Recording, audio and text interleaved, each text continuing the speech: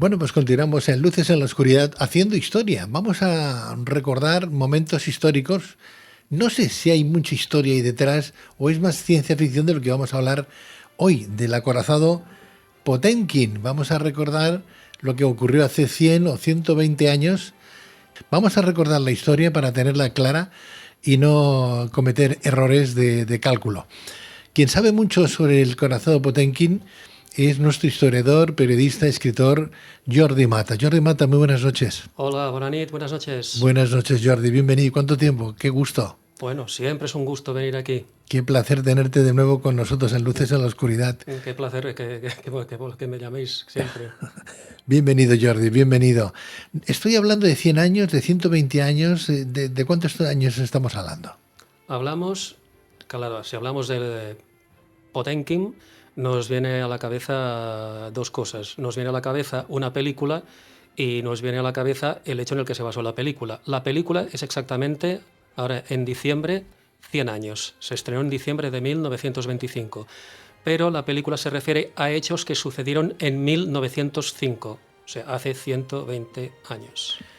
O sea que vamos a remontar a un hecho que ocurrió hace 120 años atrás. Exacto. ¿Dónde ocurrió? Porque hay una imagen que seguramente nuestros oyentes recordarán, la escalera de Odessa. Sí. Que se ve un carrito de un bebé, ¿no? Que se desliza, que va cayendo. Uf, sí. ¿Y qué ocurre con ese carrito y qué ocurre en ese momento? ¿Qué pasaba? Bueno, espero no hacer spoiler porque, claro, es una película que va a cumplir 100 años. Se puede ver perfectamente en YouTube gratuitamente, o sea, para eso no hay problema. Bueno, es una imagen terrible. No es de ninguna no pertenece a ninguna película de terror, pero desde luego da mucho miedo. Porque todo el tema de la escalinata de Odessa, esa escena dura 7 minutos, pero son 7 minutos en los que se ve cómo un poder represor se desenvuelve contra el pueblo. En este caso son las tropas zaristas que están reprimiendo una revuelta en la ciudad de Odessa, en Ucrania, a lo largo de una escalinata que existe. O sea, la escaleta en sí existe, quien vaya allá la puede encontrar perfectamente. Ahora, lo que sucede en la escalinata, eso, para tranquilidad de todo el mundo, digamos que eso no sucedió. Ahí se ve toda una tropa de cosacos que están masacrando a la población civil mientras estos están huyendo escaleras abajo. Es realmente una escena que realmente golpea, pero digamos que históricamente, por suerte, no sucedió. Menos mal, a veces queremos vender algo, ¿no? Vender una película en este caso. Sí. Y se le atribuyen gestos que luego pasan a la historia como si hubiesen sido hechos reales y no lo han sido. Con lo cual, no sé hasta qué punto la historia queda bien contada. Siempre decimos que la historia la cuentan los vencedores, pero en este caso la cuenta el director de cine. Sí. Un grandísimo genio de la historia del cine, Sergei Eisenstein, que lo que hace perdón, es coger lo que es el global del año 1905, que fue el año considerado la primera revolución rusa, y en el tema del Potemkin lo que hace es concentrar todos los desórdenes que hubo en el imperio ruso a lo largo de ese año. Porque en 1905 se considera la primera revolución rusa, la antecesora de la que 12 años después sí que triunfó bajo el signo bolchevique. Sí, nos movemos exactamente en el mismo año, 1905. En Rusia es que la situación era realmente... Es que era muy grave el tema porque es un imperio feudal. Es un imperio feudal que todavía es que no ha hecho ningún tipo de revolución para salir de un atraso de siglos. Y lo que sucede el 22 de enero de 1905 es que toda una procesión de familias trabajadoras se dirigen al Palacio Imperial de San Petersburgo para entregar una carta al zar, pues para, digamos, ponerle por escrito cuáles son sus peticiones. Lo que pasó es que se encontraron con la caballería, que lo que hizo fue directamente acometerlos, y fue una matanza tremenda, terrorífica. ¿Se sabe cuánta gente murió ahí? Pues la verdad, tuvieron que ser centenares, porque fue algo que marcó muchísimo. En cierta manera, Eisenstein lo que hace, por ejemplo, en el tema de la escalinata de Odessa, es precisamente retratar esa violencia que ya empezó con el Domingo Sangriento y que se fue dando en otros lugares del Imperio Ruso, porque 1905 es un año en el que los desórdenes fueron a lo largo de todo el imperio. Y no es tanto por una razón ideológica, que nadie piense ahora tanto en temas de marxismo, comunismo, etcétera. No, era simplemente la hambruna. Hablamos de un imperio que todavía estaba saliendo de la servidumbre feudal. Madre mía, Jordi. Claro, y a la que querían simplemente, no era revolucionarse, era presentar un pliego con unas peticiones, y te los reciben a sablazos. O sea, bueno, no tuvieron tiempo de tan siquiera acercarse a nadie en algún... Acercarse. Lo que pasó ese Domingo Sangriento fue que ese vínculo místico que podía haber entre un pueblo y su soberano se rompió. Ese respeto que podía haber del pueblo ruso hacia el zar, que había sido secular, ahí ya hizo aguas definitivamente. Dentro de la película aparece el acorazado Potemkin, ¿no? No sé lo que significa Potemkin. ¿Tiene traducción? Sí, no, Potemkin es un nombre propio. Se refiere al príncipe Grigori Potemkin, que había sido el primer ministro, el valido, como se le quiera llamar, y de rebote el amante de la zarina Catalina II, la Grande. Exactamente. Qué curioso que este barco, este acorazado, es el que se subleva de alguna manera, ¿no? Cuando, llevando el nombre que llevaba, tendría que haber sido de los que hubieran defendido al zar. No, el nombre en ese aspecto no hace la cosa. No, y además hay que tengamos en cuenta otro elemento. El ambiente estaba muy revolucionado porque además, aparte de los desórdenes interiores, Rusia estaba metido en una guerra con Japón desde el año anterior, desde 1904, o sea, aquello que en tiempos cuando se estudiaba se conocía como la guerra ruso-japonesa, que era porque tanto Rusia como Japón se disputaban el dominio de Corea. Eso llevó a un conflicto armado en el que, curiosamente, todo el mundo pensaba que Rusia se iba a merendar a los japoneses y, al contrario, resulta que Japón, habiéndose incorporado mucho más tarde a lo que sería la tecnología, la ciencia, el progreso, estaba muchísimo más avanzada que Rusia en todo el concepto de armamento. Y, claro, los rusos fueron de derrota en derrota.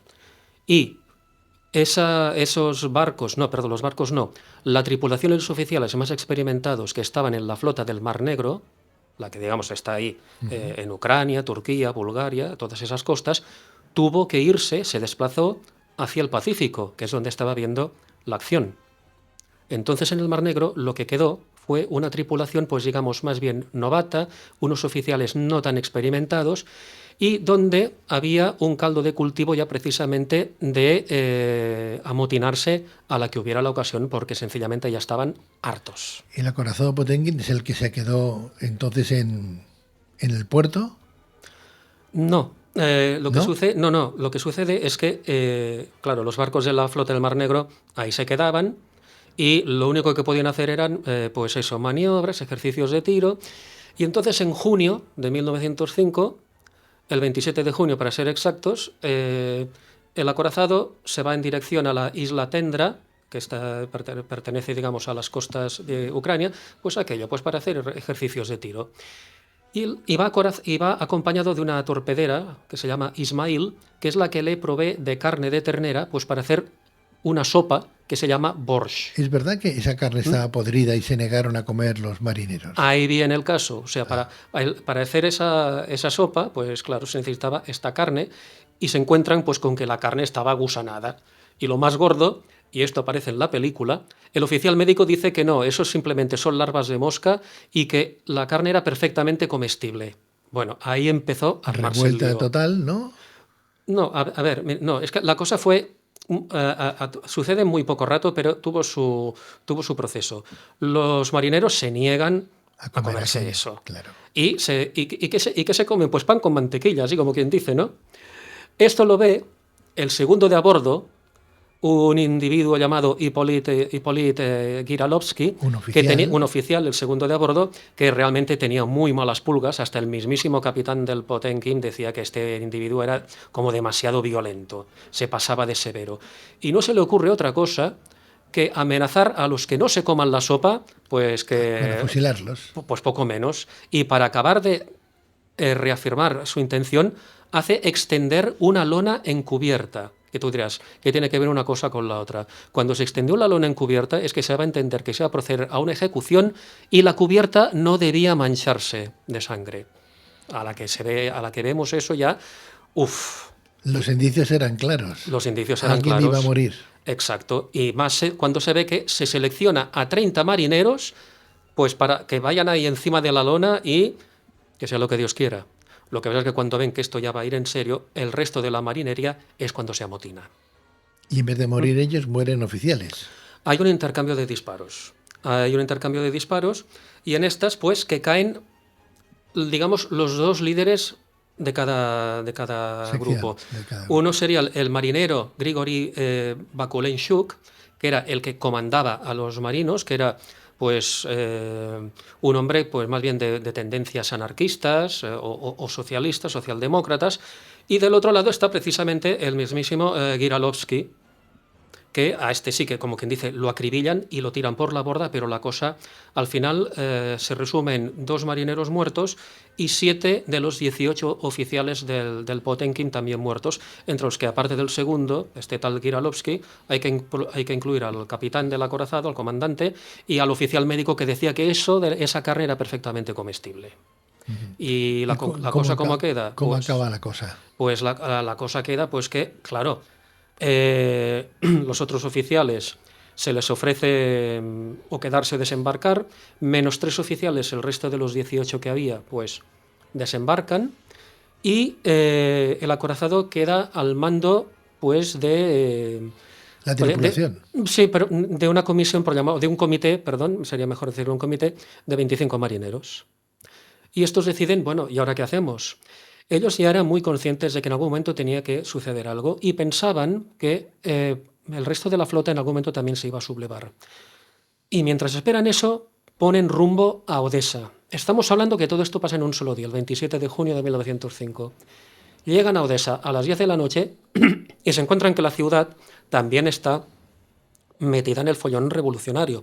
Hay desórdenes, hay incendios, hay un desgobierno en el cual el ejército que está ahí acampado intenta hacer lo que puede.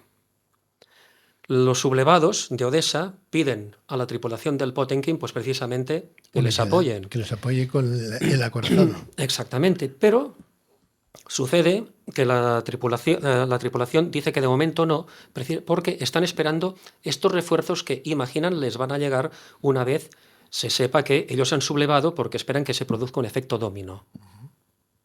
Lo que sí sucede es que al día siguiente se organiza el entierro de Bakulenchuk y el ejército intenta tender una emboscada a esta marinería. No lo consiguen y lo único que consiguen en todo caso es que desde el acorazado se dispare hacia el edificio de la ópera de Odessa, que se sabía era donde estaba el Estado Mayor del Ejército. Esto se ve también en la película. Se ve este bombardeo de un edificio que luego sabemos que es el Palacio de la Ópera. Lo único que se consigue también es que el desorden en Odessa vaya a más y se produzca un incendio en todo el puerto. O sea, la situación no solo, digamos, no se aplaca, sino que va increciendo. ¿Y qué le ocurre al acorazado y a sus marineros? Entonces se da la situación de que sí, evidentemente, llega la noticia de que se ha producido esta sublevación del buque y aparecen 2 escuadras, que en total formada por 5 navíos más, 5 acorazados más, pero no vienen a unirse. Teóricamente tienen la orden de decir o consiguen la rendición de los sublevados o hunden al Potemkin. ¿Qué es lo que ocurre? Pues que resulta que de entrada ahí nadie dispara, porque por lo visto los propios marineros de esos 5 acorazados se niegan a ejecutar esas órdenes contra sus propios compañeros. Es más, hay un momento en que uno de esos 5 acorazados como que se suma a la sublevación. La cuestión es que se produce un impasse, una especie de parálisis que la aprovechan tanto el Potemkin como el buque que le acompañaba, el Ismail, pues para salir, como quien dice, entre las 2 flotas y se van de Odessa. Salen otra vez a mar abierto, sin que reciban ningún tipo de daño. Y hasta ahí, lo digo porque los que tengan en mente la película, ahí llega la película. O sea, la película de Eisenstein, ahí acaba la película, con ese aspecto, digamos, de que como si la rebelión hubiera triunfado. Pero cuidado, en la vida real la cosa tiene unos capítulos más. No, esta situación de hartazgo a todos los niveles.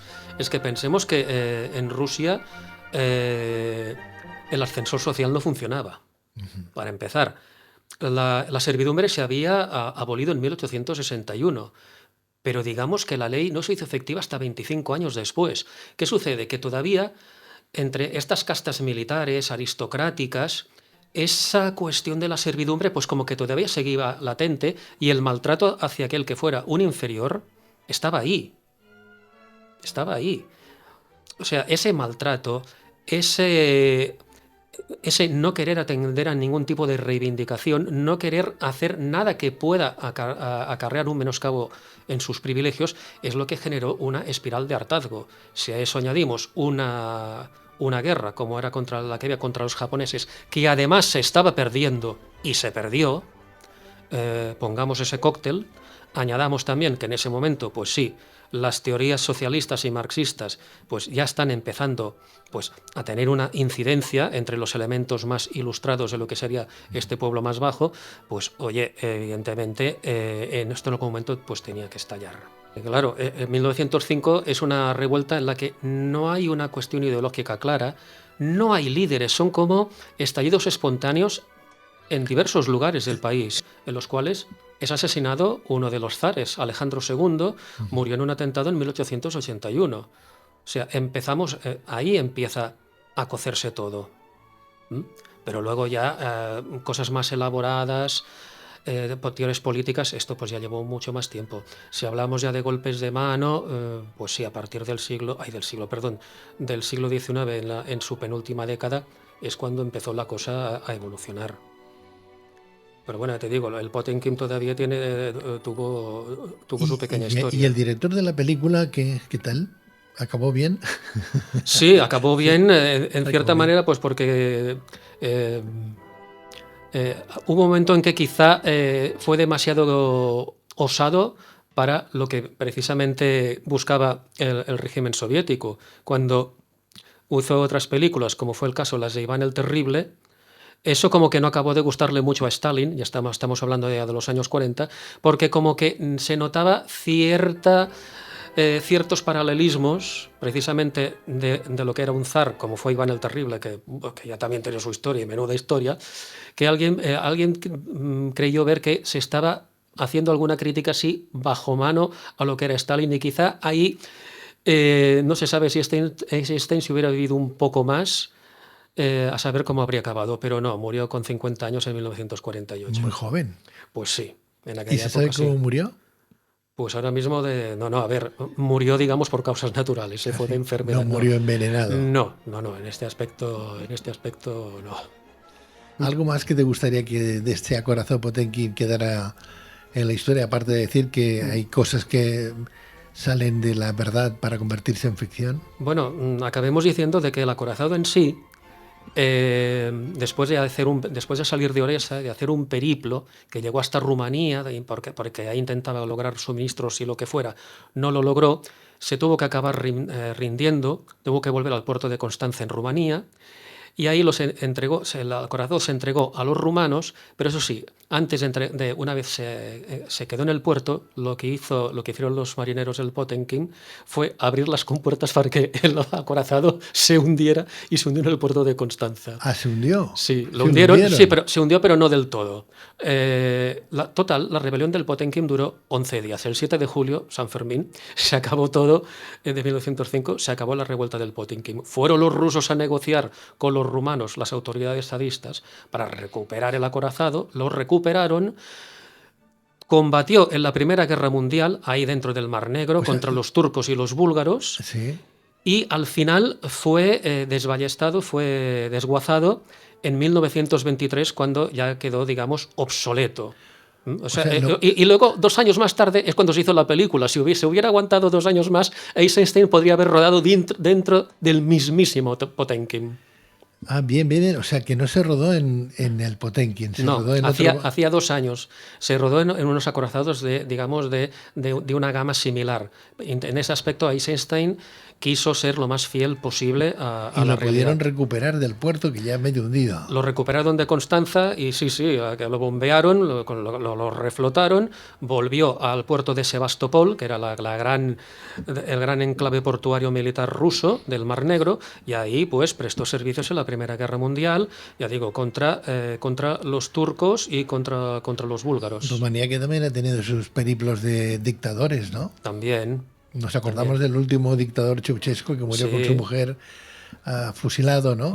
pero ya tuvo Pe- otros. pero hubieron muchos más anteriormente. Pues sí, en la Segunda Guerra Mundial, Ilion Antonescu, que a este lo pillaron y lo ahorcaron. Y me parece que está filmado eso. Yo tengo conciencia de haberlo visto en algún documental. Sí, a ver, toda esa zona, ya sabemos que el tema de la democracia, pues como que ha costado y está costando muchísimo. Con lo Sí. cual, ¿qué hemos aprendido de esa historia? Hoy solamente no. A ver, evidentemente Hoy se ha qué aprendido. queda. Uy, Hoy qué mira, queda. ¿Qué no, queda mira, aquello? a ver, estamos viviendo en una época de retroceso, Sí. con lo cual da la impresión de que no hemos aprendido mucho. La verdad es que no hemos aprendido mucho. Me da muchísimo miedo estar viviendo aquello que yo he estudiado en los libros, que pensaba que era algo superado y que quizá pues nos va a tener que volver otra vez a pasarlo, ¿no? Como Se- por ejemplo, Jordi, como por ejemplo, y te voy a tirar de la lengua ahora. Uf, dime, como por ejemplo, bueno, pues hombre, desde el momento en que tenemos una juventud que no conoce ciertos periodos históricos y sin saber opinan de que aquella época pues fue, no diré un jardín de rosas, pero poco menos. Ese señor que estuvo ahí en el Valle de los Caídos y que ahora está en un lugar llamado Mingo Rubio o Minga Fría, no sé cómo, que está enterrado y que ahora nos vamos a acordar por el 50 aniversario, pues cuando ves esa caldo de cultivo en la juventud, pues realmente te aterrorizas mucho. Y bueno, llegamos a la conclusión a que yo siempre llego a lo mismo. La falta de educación, la falta de instrucción, la falta de enseñanza es lo que siempre nos va a llevar a repetir los mismos errores. Subyugar a la población tanto desde el punto de vista de derechas como de izquierdas, eso lo Sí, estamos viviendo ahora actualmente. sí, Quiero sí, decir que sí, sí. es otro tipo de represión, ¿no? De yugo que hoy Sí. tenemos con el gobierno que tenemos en este país, Con los gobiernos que tenemos en este país, porque con los desde luego gobiernos. es algo terrorífico. En según qué lugares yo no sé qué tiene que pasar para que alguien que ha colaborado sin querer, indirectamente, pues con la muerte de más de 200 personas tengan que enjuiciarlo y que no estén buscando cómo darle encima una salida digna. Esto es muy grave, porque da la impresión de que la vida de las personas, en el fondo, no vale nada. Sí, sí que vale. Vale la silla que me da el Ujú. poder gobernar. Exacto, la pensión, lo que sea, es muy triste. Pero a la que pensamos eso, te das cuenta de que las lecciones de la historia, pues por desgracia me da la impresión de que ahora mucha gente lo ve como películas. Lo que tendríamos que hacer, que no se hace, una cosa es, dice, bueno, es por qué la gente no sale a la calle y se queja como en Odessa, ¿no? ¿No? No sé, estamos en un momento de situación de comodidad, ¿no? Todo el mundo Y habla de lo mismo, pero no se hace absolutamente nada. Entonces, ¿qué hay que esperar? lo malo es que se sale a veces más por cuestiones de postureo que por temas reales. El problema, y es muy triste decirlo, es que aquí no hay hambre. Si hubiera hambre sería otra cosa. Llegará un momento en que alguien se dará cuenta que el problema es la vivienda, y entonces yo quiero ver cuando la gente salga a manifestarse por la vivienda, eso va a ser muy divertido. Ojalá lleguemos a tener una buena situación y que todo el mundo se dé cuenta de lo que se está viviendo en España, por ejemplo, sin ir más Ujú. lejos, se está viviendo en España y que no tengamos que recorrer episodios históricos como para aprender de ellos, ¿no? Ojalá. Pero es que, ya digo, el progreso de la educación ha sido tan nefasto que no puedo permitirme ser optimista. Más que nada porque ves de que simplemente hay un desinterés. Se ha hecho todo lo posible para generar una generación, no sé si de cristal, pero sí absolutamente desinformada, que no se quiere esforzar por prácticamente nada, y los que se quieren esforzar por algo pues son conceptos como de aburridos o como... No lo sé, es todo más la apariencia, solo importa la fachada. Importa el continente y no el contenido. Jordi Mata, historiador, estudioso, escritor, gracias Jordi por tus argumentos y por traernos hoy un poco de ese pasaje histórico ruso que nos va bien a todos recordar, no solamente por lo que ocurrió y por lo que fue, sino porque podemos extraer conocimiento, sabiduría de lo que han hecho unos. Dicen que hay que aprender de lo que hicieron nuestros ancestros. Es que de eso se trata. A ver qué aprendemos. Aquello que siempre se dice, ¿no? Si no conoces tu historia, estás condenado a repetirla. A repetirla, eso lo decía Santillana. Exacto. Jordi Mata, muchas gracias. A ti. Cuídate mucho. Gracias igualmente. Hasta la próxima.